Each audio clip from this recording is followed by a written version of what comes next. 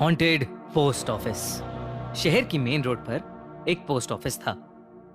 Office की building पुरानी हो चुकी थी, जिसकी वजह से वहां बस कुछ गिने चुने ऑफिशियल काम ही होते थे। कुछ सालों से उसके बंद होने की बात भी चल रही थी।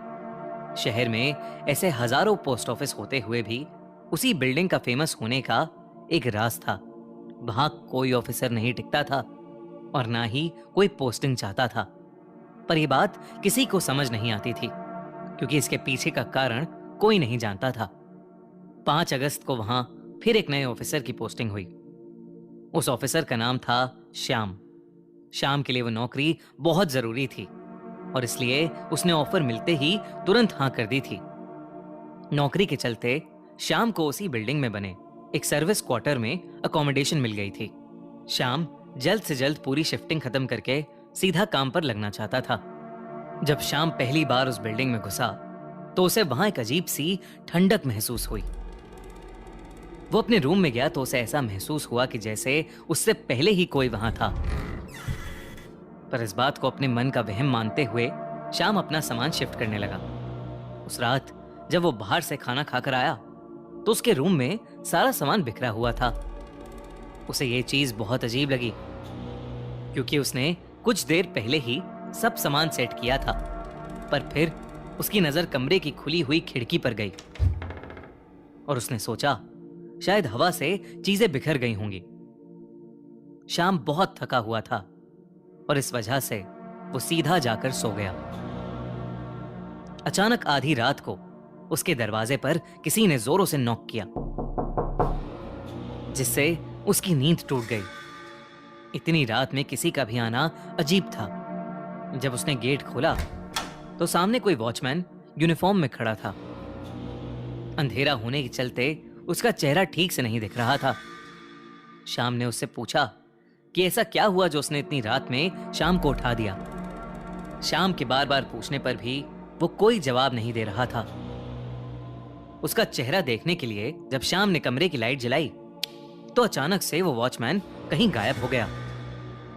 अब श्याम के सामने कोई नहीं था। एक सेकंड के लिए वो घबरा उठा। उसे बिल्कुल समझ नहीं आया कि उसके साथ अभी क्या हुआ था। यही सोचते हुए वो जाकर वापस लेट गया, लेकिन उसके लेटते ही दरवाजे पर फिर से खटखट शुरू हो गई। इस बार श्याम ने गुस्से में दरवाजा खोला। वही वॉचमैन वहां खड़ा मुस्कुरा रहा था। उस वॉचमैन ने बताया कि वो खुद भी टॉर्च लेने गया था।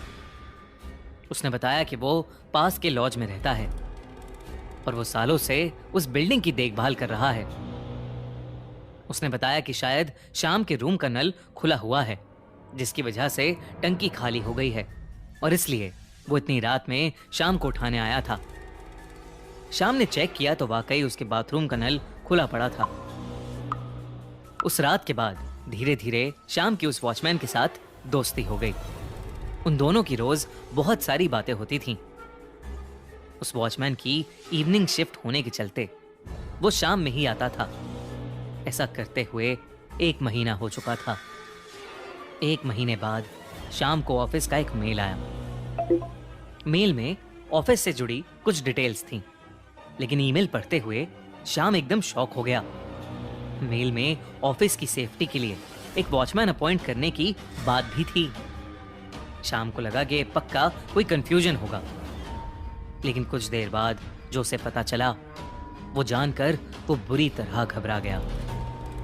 हेड ऑफिस में कॉल करने पर उसे पता चला कि वहां सालों से कोई वॉचमैन नहीं था। वहां हर महीने अलग अलग केयर टेकर तो आते हैं, लेकिन कभी कोई टिका नहीं। पोस्ट ऑफिस के आसपास कोई लॉज भी नहीं था।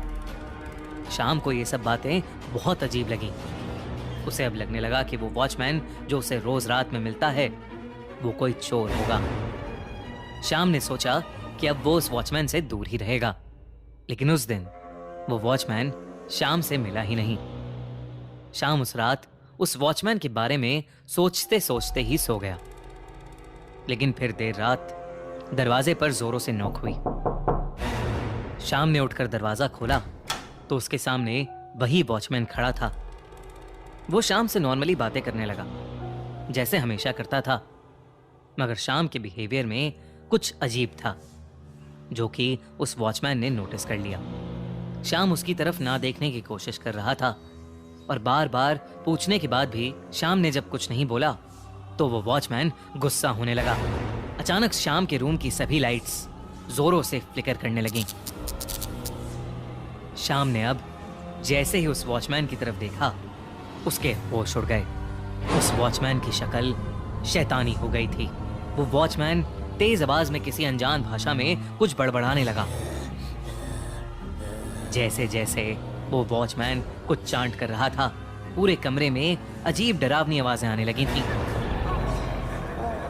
श्याम अब बेहद डर चुका था और वॉचमैन धीरे धीरे उसकी तरफ बढ़ रहा था। उसने अचानक ही श्याम का गला पकड़ लिया और उसका दम घुटने लगा। वो वॉचमैन जो अब शैतान बन चुका था, बस बार बार यही कहने लगा कि श्याम ने भी उसकी दोस्ती को नकार दिया है और अब वो उसे सजा देगा। श्याम जोरों से चिल्लाने लगा, प्लीज प्लीज मुझे छोड़ दो, प्लीज छोड़ दो मुझे। अचानक ही उस बिल्डिंग में काम कर रहे कुछ वर्कर्स उसकी चीखें सुनकर वहां आ पहुंचे।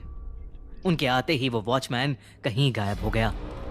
श्याम अपना ही गला पकड़े बुरी तरह डर के मारे कांप रहा था। उन वर्कर्स ने श्याम को पानी पिलाया और वहां से चले गए। श्याम पूरी रात उस वॉचमैन के डर में कपकपाता रहा। सुबह शीशे में अपने गले पर निशान देखकर वो समझ गया कि उसके साथ जो कुछ भी हुआ वो कोई सपना नहीं था।